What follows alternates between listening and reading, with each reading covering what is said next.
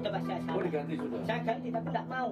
Setelah peranan ijazah dan potong gaji karena sholat Jumat di perusahaan milik Jan Huadiana, kini polemik hampir serupa terjadi pada karyawan sebuah toko tekstil di Surabaya. Mendapat laporan dari salah satu karyawan toko, Wakil Wali Kota Surabaya Armuji langsung mendatangi toko di Fashion Tekstil dan Tailor Jalan Basuki Rahmat.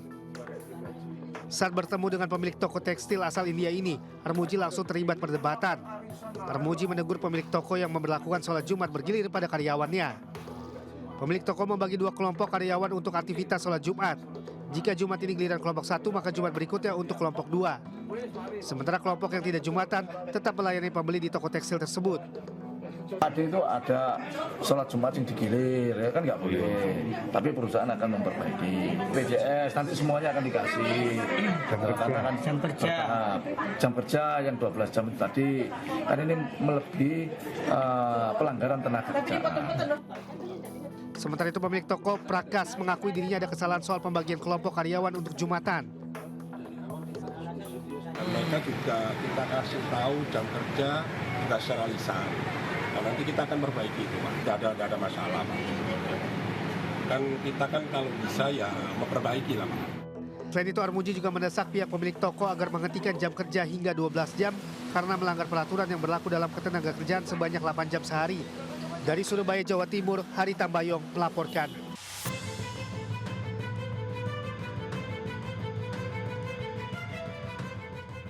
Mardevi mendatangi gedung Balai Kota Jakarta di Jalan Merdeka Selatan, Jakarta Pusat untuk menyerahkan formulir lamaran kerja sebagai petugas penanganan prasarana dan sarana umum atau PPSU. Dengan usia yang sudah lanjut, Mardevi berharap lamaran kerjanya bisa diterima untuk memenuhi kebutuhan sehari-hari dan membiayai kuliah anaknya. Supaya masa depannya ke depan maju gitu anak-anaknya. Jadi untuk kebutuhan hari-hari juga ya? Kebutuhan hari-hari. Berbeda dengan Septi, sarjana S1 Manajemen Ekonomi ini rela melamar sebagai petugas PPSU akibat sulit mendapatkan pekerjaan. Ia berharap agar lamaran kerjanya bisa diterima, lantaran beberapa kali lamarannya ke sejumlah perusahaan tak kunjung membuahkan hasil. Pertama sebenarnya saya udah melamar ke mana aja, swasta maupun di negeri juga saya sudah berusaha. Tapi selagi ada peluang dan kesempatan saya tetap untuk bisa apply kerjaan di mana aja. Animo masyarakat dari berbagai kalangan yang melamar sebagai petugas PPSU memang sangat tinggi. Sebelumnya, ribuan warga berdesak-desakan memenuhi halaman Balai Kota Jakarta untuk mendaftarkan diri menjadi anggota PPSU. Sulitnya lapangan pekerjaan dan harapan mendapat gaji yang layak menjadi alasan utama ribuan warga ini rela berjibaku untuk bisa mendapatkan lowongan yang ada. Dari Jakarta, Rani Sanjaya, iNews melaporkan. Kobaran api menghanguskan sejumlah rumah warga di Pekon Penggawa 5 Ulu, Karya Penggawa, Kabupaten Pesisir Barat, Lampung. Material bangunan yang terbuat dari kayu membuat kobaran api semakin cepat merambat ke rumah lain yang berdekatan. Petugas pemadam kebakaran dibantu warga terus berupaya melakukan pemadaman hingga akhirnya api berhasil dipadamkan. Ada 6 rumah yang terbakar, 3 diantaranya rata dengan tanah, 3 rumah lainnya mengalami rusak ringan. Diduga kebakaran ini akibat adanya konsleting listrik. Tidak ada korban jiwa, namun akibat amukan si jago merah kerugian ditaksir mencapai miliaran rupiah. Dari Pesisir Barat, Enrico Ngantung, iNews melaporkan.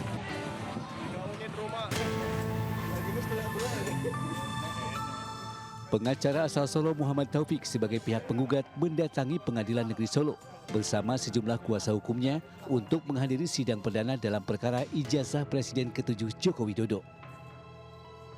Taufik tidak berkomentar saat ditanyai sejumlah persiapan sidang oleh awak media.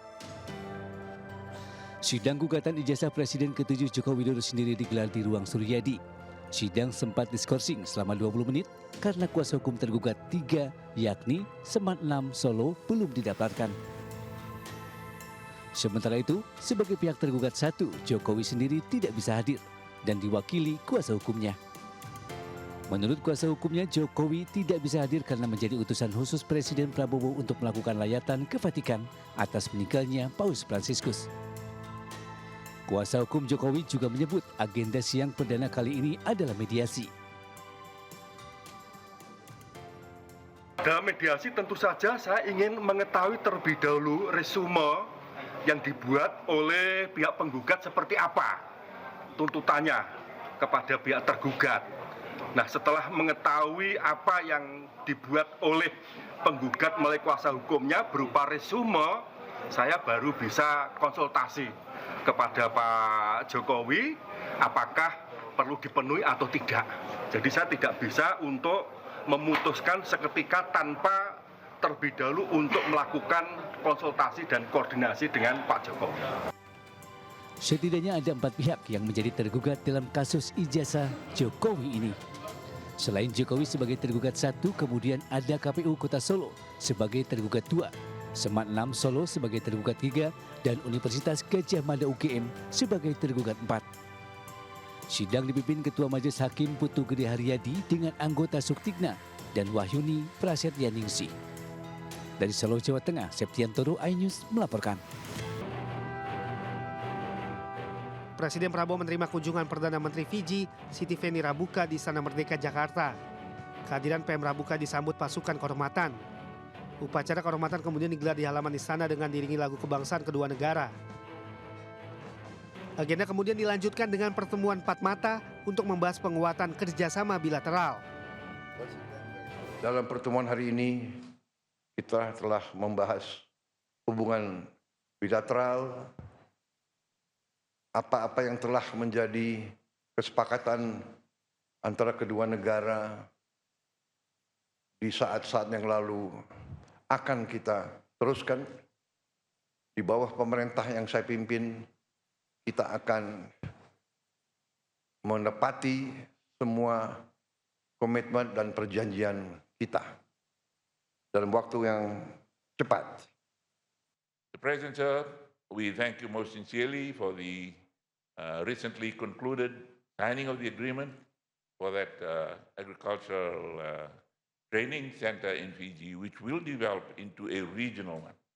And we most sincerely appreciate your grant of 12 million Fiji dollars, which is equivalent to about $6 million US dollars, which is big for Fiji. Presiden Prabowo berkomitmen memperkuat kerjasama Indonesia-Fiji yang telah terjalin puluhan tahun. Dari Jakarta, Tim Liputan melaporkan.